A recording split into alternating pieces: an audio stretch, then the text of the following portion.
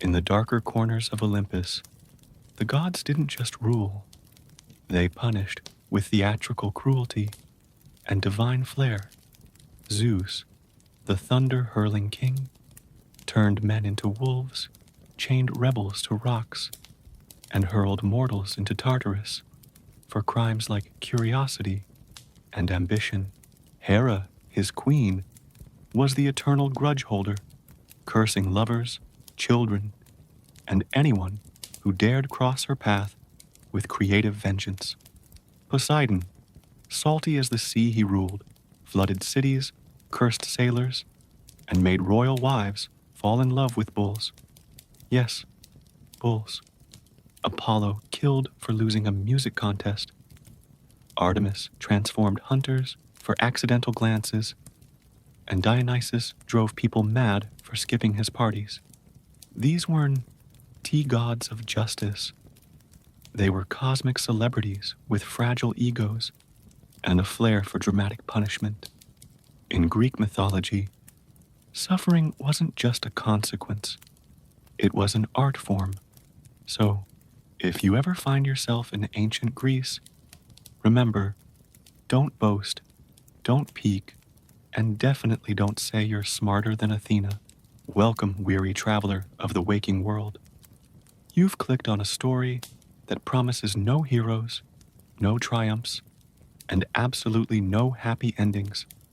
This is not the tale of Hercules flexing his muscles, or Athena dazzling with wisdom. No. This is the other side of Greek mythology, the side that creaks like an old temple door, the side that smells faintly of brimstone and bad decisions, the side where gods punish, mortals weep, and curses echo for eternity.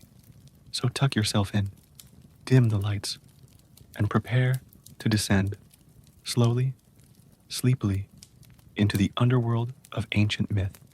Because tonight, we're not climbing Mount Olympus, we're sliding down its darkest slope, one myth at a time. Greek mythology isn't just golden chariots and divine drama. It's a labyrinth of moral chaos, cosmic grudges, and poetic punishments.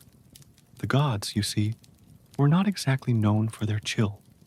They had tempers hotter than Hephaestus's forge, and egos bigger than Zeus's thunderclouds. And when mortals messed up, oh, the gods didn't just slap wrists. They invented eternal torment. This story will move slowly, like a three-headed dog stretching before a nap. We'll explore the cursed, the doomed, the punished. We'll meet kings who fed their children to the gods, queens who married their sons, and poets who sang their way into hell. Each chapter will be a soft descent, a lullaby of suffering, a bedtime tale told by candlelight, if the candle were made of tears. So, if you're ready to drift off to the sound of mythological misery, let's begin. Like and subscribe if you enjoy falling asleep to curses and chaos. And let me know in the comments, where in the world are you watching from? Prometheus, whose name means forethought, was not like the other titans. While many reveled in power and chaos, Prometheus quietly observed the struggling humans below, cold, hungry, and fumbling in the dark. He pitied them. They had potential, he thought, but no tools to shape their world. So, he did what no divine being dared. He stole fire from the gods, not metaphorical inspiration, but real, crackling flame from the sacred hearth of Olympus. He smuggled it down to earth, tucked inside a fennel stalk, and gifted it to humanity. With fire came warmth, cooking, metalwork, and the first flickers of civilization. But with rebellion came wrath. Zeus, king of the gods and eternal enforcer of cosmic order, saw Prometheus's act not as compassion, but as defiance. The punishment was swift and cruel. Prometheus was chained to a desolate rock at the edge of the world, where no mortal could reach him, and no god would intervene. Each day, an eagle, Zeus's personal tormentor, descended from the sky to feast on Prometheus's liver, and each night the liver grew back, fresh and ready for the next day's agony. This wasn't just punishment, it was a divine loop of suffering, a slow-burning reminder that no one defies Olympus without consequence. Prometheus endured this torment for centuries, his body torn and restored, his spirit unbroken. He became a symbol of resistance, of sacrifice, of the painful price of progress. Eventually, Heracles would free him, but that tale belongs to another chapter. For now, we leave Prometheus on his lonely rock, staring into the sky, waiting for the shadow of wings to return. Before the world was messy, before heartbreak and hangnails, before taxes and traffic jams, there was a golden age. Mortals lived in peace, untouched by sorrow, disease, or unsolicited advice. The gods, however, found this serenity suspicious. Zeus, in particular, didn't like how humans were thriving without divine supervision. So, he devised a plan, not to destroy them outright, but to complicate things. Enter Pandora, the first woman, sculpted from clay by Hephaestus and gifted with divine traits, beauty from Aphrodite, charm from Hermes, and curiosity from, well, that was the dangerous one. Pandora was given a jar, not a box, despite the branding error that stuck through centuries, and told not to open it. It was a test, a trap, a ticking time bomb disguised as a wedding gift. She tried to resist. She really did. But curiosity is a powerful itch. And one day, she lifted the lid. In an instant, the world changed. Out flew every misery known to humankind. Plague, despair, envy, rage, heartbreak, and the creeping dread of Monday mornings. These weren't just abstract ideas. They were living forces, swirling into the world like smoke from a cursed chimney. Pandora panicked. She slammed the lid shut, but it was too late. The damage was done. The golden age was over. Humanity would now suffer, stumble, and sob. But deep inside the jar, one thing remained. Small, quiet, flickering. It was hope. She hadn't escaped with the others. She lingered, waiting to be found. And though she was fragile, she was persistent. Hope became the one comfort humans could cling to, even as everything else unraveled. Pandora's tale is not just about curiosity. It's about consequence.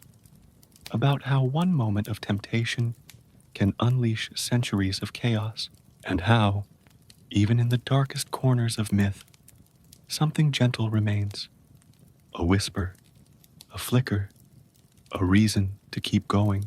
Tantalus was once a favored guest at the divine table of Olympus, a mortal king with a VIP pass to dine among the gods. He had everything: power, prestige, and proximity to immortality. But like many in Greek mythology, he mistook privilege for immunity. Tantalus wanted more than access. He wanted secrets. He stole ambrosia and nectar, the food of the gods, and shared it with mortals. He revealed divine mysteries. And worst of all, in a moment of grotesque arrogance, he served his own son, Pelops, as a stew to the gods, just to test their omniscience. It was a dinner party that went very, very wrong. The gods were horrified. Most refused to eat.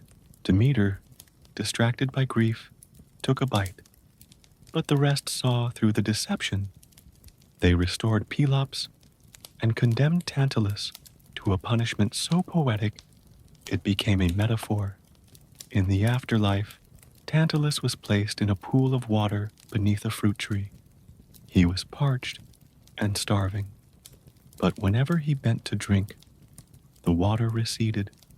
Whenever he reached for fruit, the branches lifted just out of reach. Hunger and thirst surrounded him, but satisfaction was forever denied. He was tantalized, eternally. Tantalus's punishment wasn't just physical, it was psychological. He was tormented by proximity to relief, by the cruel tease of fulfillment. His name lives on in the word tantalize, a reminder that some desires are never meant to be satisfied. In the quiet of the underworld, he reaches, he waits, and he learns too late. That betrayal of divine trust comes with a hunger that never ends. Sisyphus was clever, too clever, a king of Corinth, with a silver tongue and a knack for trickery. He believed rules were optional and death was negotiable. He lied to gods, cheated death, not once, but twice, and thought himself untouchable. When Thanatos, the god of death, came to collect him, Sisyphus tricked him into chains, halting death across the world. No one died. Not warriors, not the sick, not even the old. It was chaos. Eventually, Ares intervened, freed Thanatos, and restored the balance. But Sisyphus wasn't done. Before dying, he instructed his wife not to perform the proper burial rites. When he arrived in the underworld, he complained to Persephone that he'd been improperly buried and asked to return to the living world to fix it. She agreed. He escaped again. This time, the gods were done playing games. Zeus sentenced Sisyphus to a punishment so absurdly poetic, it became a symbol of eternal futility. In the depths of the underworld, Sisyphus was forced to push a massive boulder up a steep hill. Every time he neared the top, the stone slipped from his grasp and rolled back down. Again and again, forever. No rest, no reward, just the endless repetition of a task that could never be completed. Sisyphus's punishment wasn't just physical, it was existential. He was condemned to struggle without purpose, to labor without progress. His story became a metaphor for the human condition. The grind, the repetition, the hope that maybe this time the stone will stay. Philosophers would later find meaning in his defiance, in the act of pushing, despite the futility. But in the myth itself, Sisyphus is simply a man trapped in a loop of his own arrogance, a cautionary tale carved into the slopes of a hill that never ends. Ixion was a mortal king with a reputation for boldness, charm, and a complete lack of impulse control. He ruled Thessaly and was known for his ambition, but also for his recklessness. His story begins with a crime so vile, it shocked even the gods. He murdered his father-in-law, not in battle, not in a fit of rage, but as a calculated betrayal. Worse still, he refused to pay the customary blood price, a sacred obligation in ancient Greek society. This act made him a pariah among mortals. No city would take him in. No temple would offer him sanctuary. He was cursed to wander, unclaimed and unclean. And then, in a twist of divine generosity, or perhaps cosmic curiosity, Zeus took pity on him. The king of the gods invited Ixion to Olympus, offering him a seat at the celestial table. It was a rare honor, a chance for redemption. But Ixion, true to form, saw opportunity not for gratitude, but for seduction. He became infatuated with Hera, Zeus's wife and queen of the gods. Not content to admire from afar, Ixion made advances. Zeus, sensing betrayal, devised a trap. He created a cloud in Hera's likeness, Nephili, and watched as Ixion, unaware of the deception, lay with the phantom. From this union came the centaurs, wild, half-human, half-horse creatures, who embodied Ixion's chaotic legacy. But Zeus was not amused. The betrayal was complete. Murder, ingratitude, lust, and hubris. For his crimes, Ixion was cast into Tartarus, the deepest pit of the underworld. There, he was bound to a fiery wheel that spun endlessly through the void. No rest, no escape, just eternal rotation, a cosmic reminder that betrayal of divine hospitality is a sin that never stops turning. Ixion's punishment is unique. It's not just painful, it's dizzying. He is trapped in motion, unable to pause, reflect, or repent. His story warns that even the gods have limits to their mercy, and that some invitations, once violated, become eternal regrets. In the quiet of the underworld, the wheel creaks on, and Ixion spins, forever caught in the consequences of his own ambition. Some families inherit wealth, others inherit wisdom. The house of Atreus inherited a curse. It began with Tantalus, the king who served his own son, Pelops, as a meal to the gods. Though the gods restored Pelops, the stain of that crime soaked into the bloodline.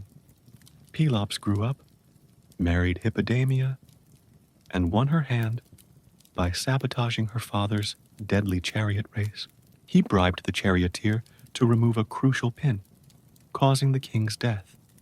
And when the charioteer demanded his reward, Pelops killed him too.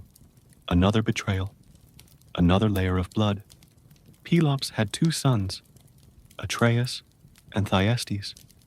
Their rivalry would become legendary. Atreus discovered that Thyestes had seduced his wife, so he plotted revenge, not with war, but with dinner. He killed Thyestes' sons, cooked them, and served them to their father at a feast. When Thyestes realized what he had eaten, he screamed, cursed Atreus, and fled into exile. But the curse didn't stop there. Thyestes later fathered a son, Aegisthus, with his own daughter, in a twisted attempt to produce a child destined for vengeance. Aegisthus would grow up to kill Atreus and continue the cycle. Meanwhile, Atreus' son, Agamemnon, inherited the throne and the curse. He led the Greeks to war against Troy, sacrificing his daughter, Iphigenia, to appease the gods. When he returned home, his wife Clytemnestra, furious over the sacrifice, murdered him in his bath, with help from Aegisthus. Their son, Orestes, avenged his father by killing his mother, but even justice couldn't cleanse the blood. Orestes was pursued by the Furies, spirits of vengeance who torment those who spill family blood. Only divine intervention could end the cycle. Eventually, Athena offered Orestes a trial, and the curse began to fade. But the legacy remained. A family tree watered with betrayal, murder, and madness. The house of Atreus is not just a myth, it's a warning that some wounds echo through generations, that vengeance breeds vengeance, and that even kings can be devoured by the sins of their ancestors. In the world of Greek mythology, fate isn't just a thread, it's a snare, and no one was more tangled in it than Oedipus, the doomed prince of Thebes. His story begins before his birth, when a prophecy was spoken that he would one day kill his father and marry his mother. Horrified, his parents, King Laius and Queen Jocasta, ordered the infant to be abandoned on a mountainside, his ankles pierced and bound. But fate is stubborn. The baby was rescued, raised by another royal family, and grew up unaware of his true origins. Years later, Oedipus heard whispers of the prophecy himself. Believing his adoptive parents were his real ones, he fled to avoid fulfilling the curse. On the road, he encountered a stranger, and in a moment of rage and pride, killed him. That stranger was Laius, his biological father. The prophecy had begun to unfold. Oedipus arrived in Thebes, where the city was plagued by the Sphinx, a creature who devoured anyone who failed to answer her riddle. Oedipus solved it, freed the city, and was hailed as a hero. As a reward, he was given the throne and the hand of the widowed queen, Jocasta, his mother. For years, they ruled in peace, unaware of the truth. But the gods do not let secrets sleep forever. A plague descended on Thebes, and in seeking its cause, Oedipus unraveled the terrible truth. The man he killed was his father. The woman he loved was his mother. The prophecy had come true in every detail. Jocasta took her own life. Oedipus, in horror and guilt, blinded himself and wandered into exile. His story is not just tragic, it's terrifying. It asks whether fate can be escaped, whether knowledge is a blessing or a curse, and whether innocence protects us from consequence. Oedipus didn't choose his destiny, but he walked straight into it, step by step, believing he was outrunning it. In the end, he became a symbol of the human struggle against forces we cannot control: prophecy, fate, and the cruel precision of myth. Before she became a monster, Medusa was beautiful, radiantly, dangerously beautiful. She was one of the 3 Gorgon sisters, but unlike her immortal siblings, Medusa was mortal. Her hair shimmered, her eyes sparkled, and her presence drew admiration from gods and mortals alike. She served as a priestess in Athena's temple, sworn to chastity and devotion, but beauty in Greek mythology is rarely a blessing. It's a trap, and Medusa's fate was sealed the moment Poseidon noticed her. In one version of the myth, Poseidon, god of the sea, desired Medusa and violated her within Athena's sacred temple. It was a brutal act, and yet the punishment did not fall on Poseidon. Instead, Athena, enraged by the desecration of her sanctuary, turned her wrath on Medusa. She transformed the once beautiful priestess into a creature of terror. Her flowing hair became writhing serpents. Her gaze, once admired, became deadly, capable of turning anyone who looked into her eyes to stone. Medusa was cast out, exiled to a remote island, feared and hunted. Her story became legend. Heroes sought her head as a trophy. Eventually, Perseus, aided by divine gifts, a mirrored shield from Athena, winged sandals from Hermes, and a sword from Hephaestus, found her. He approached carefully, using the shield to avoid her gaze, and struck. Medusa was slain. From her severed neck sprang Pegasus, the winged horse, and Chrysaor, a golden warrior, children of Poseidon, born in death. Medusa's tale is not just one of monstrosity, it's one of injustice. She was punished for being a victim, transformed for being desired, and hunted for being feared. Her image endures not only as a symbol of terror, but as a reflection of how beauty, power, and vengeance intertwine in myth. In the silence of her island, surrounded by statues that were once men, Medusa waited, not as a villain, but as a warning. In the quiet glades of ancient Greece, where rivers whispered to the trees and flowers bloomed with secrets, lived a boy named Narcissus. He was beautiful, so beautiful, in fact, that even the gods paused to admire him. His hair curled like ivy, his skin glowed like sunlight on marble, and his eyes held the cool indifference of a still lake. But his beauty came with a curse. He loved no one but himself. Suitors came and went. Hearts broke like pottery. But Narcissus remained unmoved, untouched, and unaware of the pain he left behind. Among those who fell for him was Echo, a mountain nymph with a voice like music and a heart full of longing. But Echo, too, bore a curse. Once a lively chatterbox, she had been punished by Hera for distracting her with endless talk while Zeus slipped away to his many affairs. As punishment, Echo could no longer speak her own thoughts. She could only repeat the last words spoken to her. When she saw Narcissus wandering through the woods, she fell in love instantly.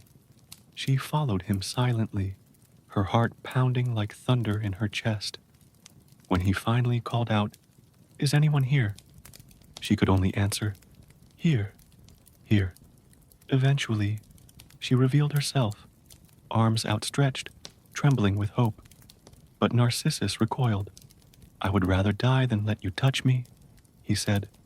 Echo, humiliated and heartbroken, faded into the forest, her body withering until only her voice remained, an echo among the rocks.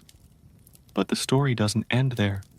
The gods, watching from above, decided that Narcissus needed to learn what it meant to love and lose. One day, he came upon a still pool of water. As he leaned over to drink, he saw a face so perfect, so radiant, that he fell in love. Not realizing it was his own reflection, he gazed and gazed. Unable to look away, he reached out, but the image vanished. He waited, but it never spoke. Consumed by longing, he wasted away beside the water, whispering to the face that would never love him back. From the place where he died, a flower bloomed, white petals with a golden heart, named for the boy who loved only himself, the Narcissus. And in the hills, Echo's voice still lingers, repeating the words of others, forever calling back to a love that never answered. Orpheus was not a warrior, nor a king.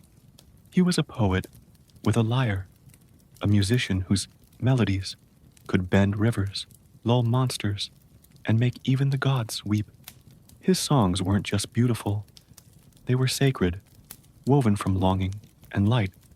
When he played, the world listened, and when he fell in love, it was with Eurydice, a forest nymph whose laughter danced like wind through leaves. Their love was gentle, pure, and full of promise. They married beneath the trees, surrounded by music and sunlight. But in Greek mythology, joy is fragile, and fate is always listening.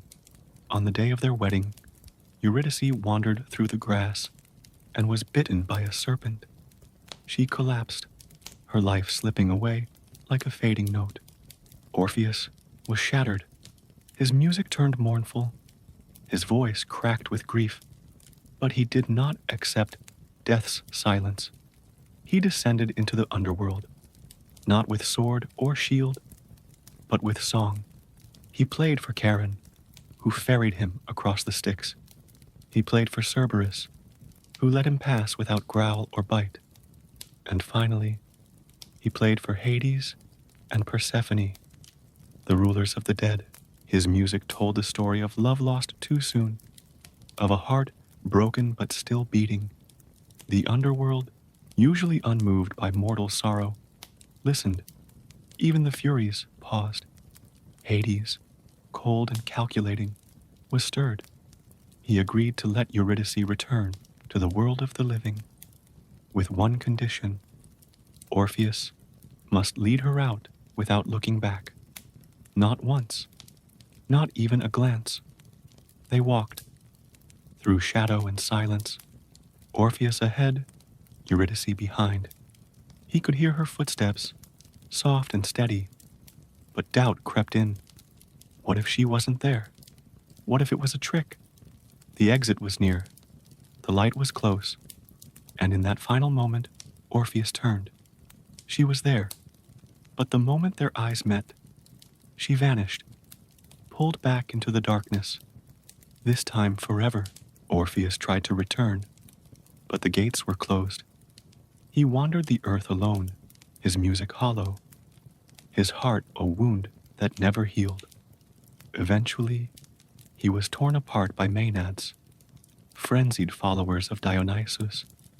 But even in death, his lyre floated down the river, still singing.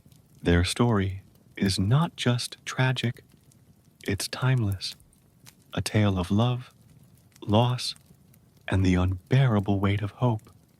Orpheus almost brought her back, almost. But in Greek mythology, almost is just another word for heartbreak. Death in Greek mythology was not an end, it was a passage, a quiet transition from the world of breath and light to the shadowed realm beneath the earth. When a soul departed the body, it began a journey, not through fire or storm, but across water. The river Styx, dark and silent, marked the boundary between life and death. Its currents were sacred, binding even the gods to oaths they dared not break. And to cross it, one needed a coin. The dead were buried with an obol, a small piece of silver placed under the tongue or on the eyes. It was payment for Charon, the grim ferryman who rowed his boat across the Styx. He did not speak. He did not smile. He simply held out his hand. Those who paid were ferried across. Those who could not were left to wander the shores for eternity, whispering to the wind, forgotten and unclaimed. Once across, the soul arrived at the gates of Hades, guarded by Cerberus, the three-headed hound. He snarled at the living, but let the dead pass. Beyond him lay the realm of judgment. 3 judges awaited: Minos, Rhadamanthus, and Aeacus, once kings, now arbiters of fate. They listened to the soul's story, weighed its deeds, and decided its destination. The virtuous were sent to the Elysian fields, a place of peace and eternal spring. Heroes, poets, and philosophers wandered among golden meadows, basking in the reward of a life well lived. The ordinary souls, neither wicked nor noble, drifted into the asphodel meadows, a gray, quiet place of forgetfulness. But the truly wicked were cast into Tartarus, a pit of torment deeper than the gods themselves dared to tread. The underworld was not chaos, it was order, a place where every soul found its place, where justice was cold, precise, and eternal. There were no appeals, no second chances, only the echo of choices made in life, rippling through the silence of death. To cross the river Styx was to surrender everything: name, memory, breath. But it was also to be seen, to be judged, and to be placed. In Greek mythology, death was not a punishment, it was a reckoning. And the river, dark and still, waited for everyone. Beneath the underworld, deeper than the river Styx, lower than the realm of Hades, lies Tartarus, a place so dark, so ancient, that even the gods speak of it with caution. It is not merely a prison, it is a cosmic abyss, a chasm older than Olympus itself. In the beginning, Tartarus was a primordial force, one of the first beings to emerge from chaos, alongside Gaia and Eros. But as the myths evolved, Tartarus became something else, a place of punishment, a pit reserved for the worst offenders, those who defied the gods, broke sacred laws, or threatened the balance of the universe. This was no ordinary hell. Tartarus was not for common sinners or unlucky souls. It was for the Titans who rose against Zeus in the Great War of Succession. After their defeat, the mighty Cronus and his brothers were hurled into Tartarus, bound in chains forged by Hephaestus, guarded by monsters, and sealed behind bronze gates crafted by Poseidon himself. There, they lay in eternal darkness, their groans echoing through the void, their power stripped, their pride shattered. But the Titans were not alone. Tartarus became home to others who had crossed divine lines. Tantalus, who fed his son to the gods, stood forever thirsty and hungry, water and fruit always just out of reach. Sisyphus, the trickster king, strained endlessly to push his boulder uphill, only to watch it roll back down. Ixion spun on his flaming wheel, punished for lusting after Hera and the Danaïdes. 50 sisters, who murdered their husbands, were condemned to fill a leaky basin with water, a task that could never be completed. Tartarus was not fire and brimstone. It was silence, repetition, futility, a place where time stood still, where punishment was not just physical, but psychological. There was no redemption, no escape, no end. It was the gods' final word, their ultimate judgment. Even the gods feared Tartarus. Zeus once swore an oath upon it, knowing that nothing bound him more tightly. To break a promise sworn on Tartarus was to invite cosmic collapse. That's how deep its power ran. In the mythology of ancient Greece, Tartarus is more than a location. It is a concept, a reminder that some acts are unforgivable, that some lines, once crossed, lead only downward, and in that pit, where light has never touched and time has no meaning, the condemned still suffer, forever falling, forever bound in the deepest shadow of the divine. Persephone was the daughter of Demeter, goddess of the harvest, and she lived in a world of sunlight and blossoms. She danced through meadows, gathered wildflowers, and brought spring wherever she stepped. Her laughter was the music of renewal, and her presence kept the earth fertile. But beneath the soil, in the shadowed realm of the dead, Hades watched. He was not cruel, but he was lonely, ruler of a kingdom no soul wished to visit, a god with power, but no warmth. One day, as Persephone reached for a narcissus bloom, the earth split open. Hades emerged in a chariot of obsidian and gold, seized her, and vanished into the depths. The meadow fell silent. The flower she touched remained, but she was gone. Demeter searched the world, her grief turning fields to dust and rivers to stone. Crops failed, famine spread. The gods begged her to relent, but she would not. Finally, Zeus intervened. He sent Hermes to the underworld to retrieve Persephone. Hades agreed, but not without a final gesture. He offered her a pomegranate, and she ate a few seeds. It was a binding act. Anyone who tasted food in the underworld was tied to it. And so, a compromise was struck. Persephone would spend part of the year with her mother, bringing spring and summer. The rest she would spend with Hades, ruling as queen of the underworld. And the earth would mourn her absence with autumn and winter. Their story is not just about abduction, it's about duality. Persephone is both maiden and monarch, both bloom and shadow. She did not remain a victim. She became a queen. In the underworld, she was not silent.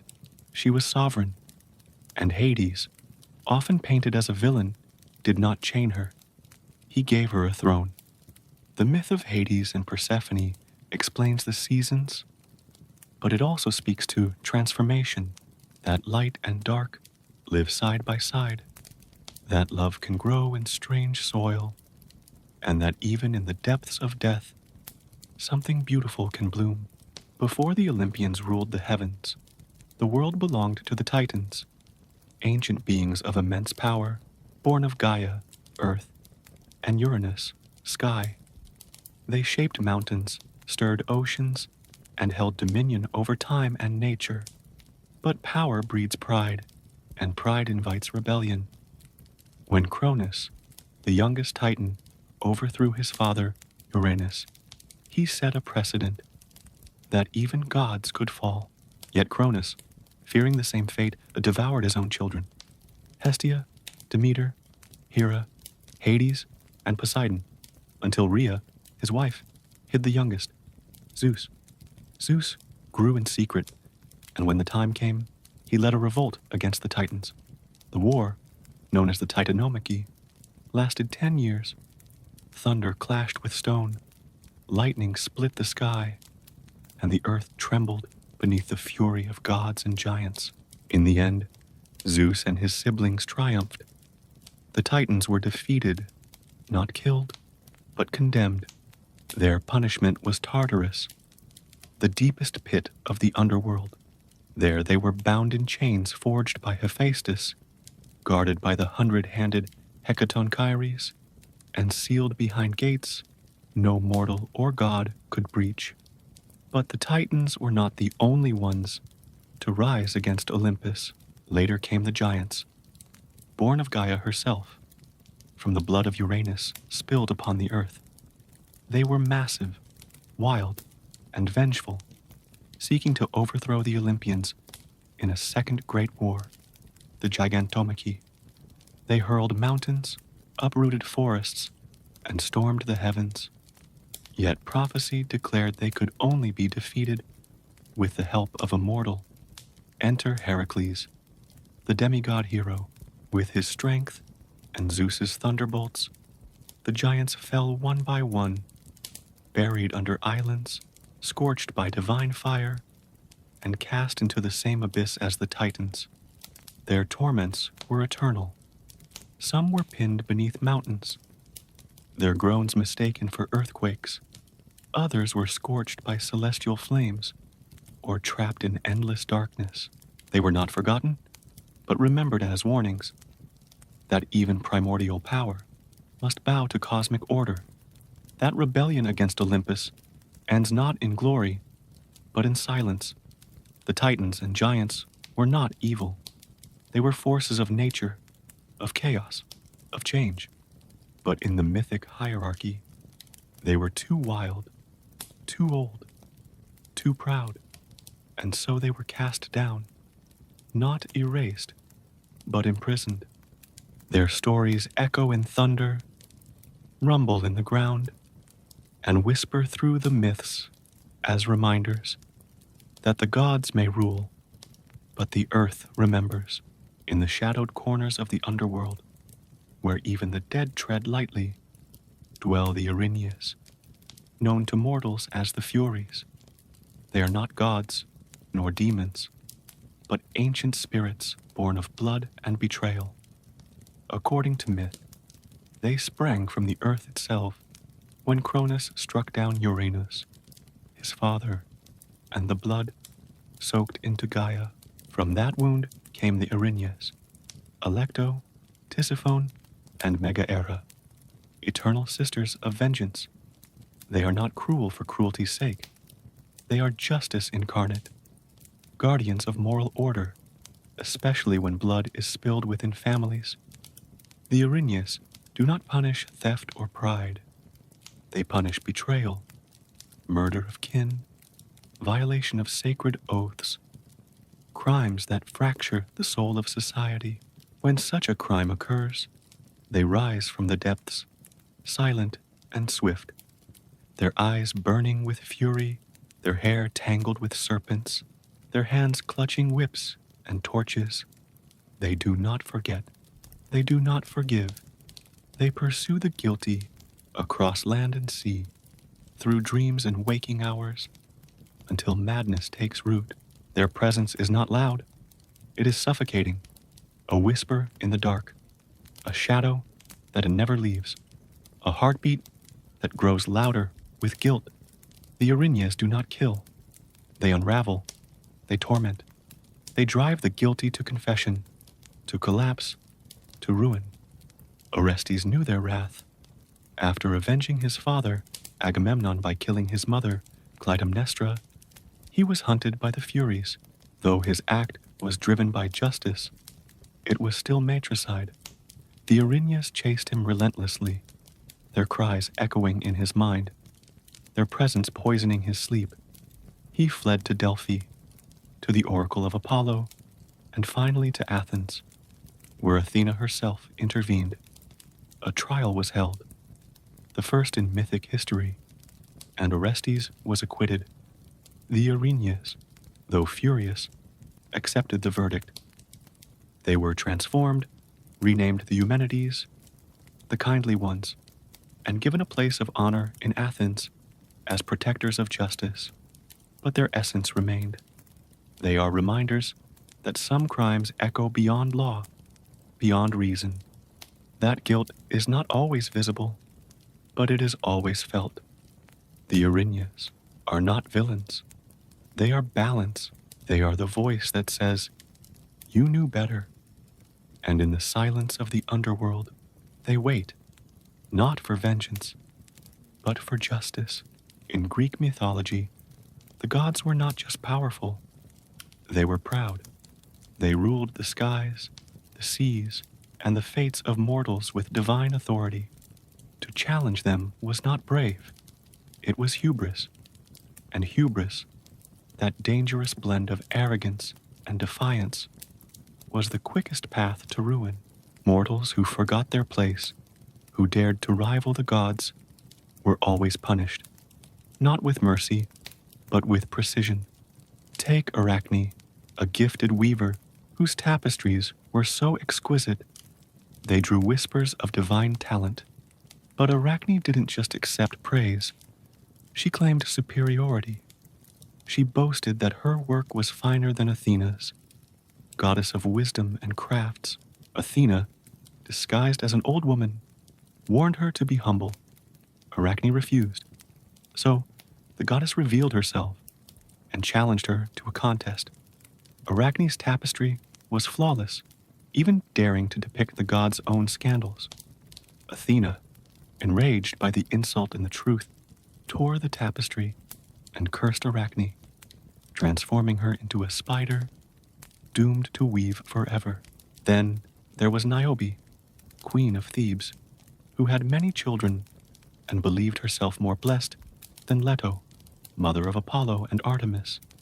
She mocked Leto for having only two. In response, the twin gods descended and slaughtered all of Niobe's children. Her pride turned to grief, and she fled to Mount Sipylus, where she wept until she became stone, her tears forming a stream that still flows today. Even kings were not spared.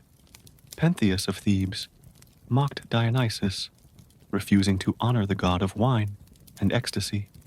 He banned Dionysian rites and tried to spy on the frenzied worshippers.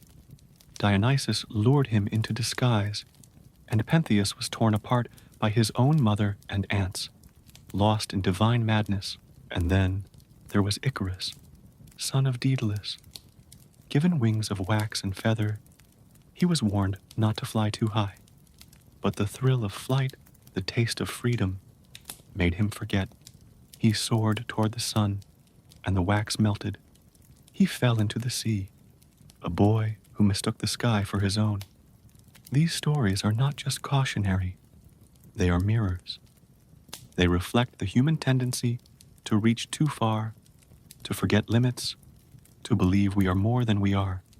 Hubris is not ambition, it is blindness. It is the refusal to see the boundary between mortal and divine. In the myths, the gods do not punish out of cruelty. They punish to restore balance, to remind mortals that reverence matters, that beauty, talent, and power must be tempered with humility. And so, the lesson echoes through time. Challenge the gods, and you may rise, but you will fall. In the world of Greek mythology, fate is not a suggestion. It is law. It is older than the gods, deeper than the sea, and more certain than death. Even Zeus, king of Olympus, cannot bend it. Fate is woven by the Moirai, the three fates, who spin, measure, and cut the thread of every life. Clotho spins the thread. Lachesis measures its length, and Atropos cuts it. They do not ask. They do not explain. They simply do. Mortals often try to escape fate. They run, hide, bargain, and pray. But fate is not a hunter. It is a shadow. It follows quietly, patiently, until the moment arrives. Oedipus fled his home to avoid killing his father and marrying his mother, only to fulfill the prophecy step by step. Achilles was told he would die young if he fought at Troy. He went anyway, choosing glory over safety, and even Cronus, who devoured his children to prevent being overthrown, was undone by the one child he failed to consume, Zeus. Fate is not always cruel, but it is always precise. It does not punish. It unfolds. It is the thread that binds stories together, the invisible hand that guides heroes and villains alike. Sometimes it whispers, sometimes it roars, but it never forgets. Even the gods are bound by it. Prometheus knew his punishment would last centuries, but he accepted it, knowing that one day a mortal, Heracles, would break his chains. The Titans, cast into Tartarus, remain there not because of divine whim, but because fate decreed it. And Persephone, queen of the Underworld, returns each year not by choice, but by the seeds she ate, by the thread that was spun before she ever reached for that flower. In Greek myth, destiny is not a path. It is a loop, a cycle of choices and consequences, of pride and fall, of love and loss. Heroes rise, fall, and rise again. Cities burn, rebuild, and burn once more. The same themes echo through generations: hubris, vengeance, sacrifice, redemption, and through it all, fate watches, not with malice, but with certainty. To live in myth is to walk a path already drawn, but within that path, there is still choice, still courage, still meaning. The thread may be cut, but how it is lived, that is the story. Greek mythology is filled with light, sun gods, golden heroes, radiant muses, but it is in the darkness that the deepest truths are whispered, in the shadows of the underworld, in the silence of Tartarus, in the echo of a mother's grief or a hero's fall. We find the stories that linger, the ones that teach us not just about gods, but about ourselves. The gods are not perfect. They are jealous, vengeful, passionate, and proud. They love fiercely and punish without mercy, but they are also mirrors, reflections of human nature magnified to divine scale. In their flaws, we see our own. In their wrath, our anger. In their sorrow, our grief. And in their myths, we find meaning. The darkness teaches us that power has limits, that even immortals are bound by fate, that love can bloom in the underworld, that justice can be cruel, and that beauty can be a curse. It teaches us that hubris leads to ruin, that vengeance echoes through generations, and that even the most radiant souls, like Orpheus, like Icarus, like Medusa, can be swallowed by shadow. But the darkness also teaches resilience. Persephone returns. Orestes is forgiven. Theseus finds his way out. The stories do not always end in triumph, but they end in transformation. And that, perhaps, is the truest lesson of all, that even in myth, we are not meant to be perfect. We are meant to endure, to learn, to change. So now, as the last torch flickers and the gods retreat into their starry thrones, let the myths settle like dust on your dreams. Let the furies rest. Let the labyrinth grow quiet. Let the river Styx flow undisturbed. Close your eyes. The stories will still be here, when you wake. Good night.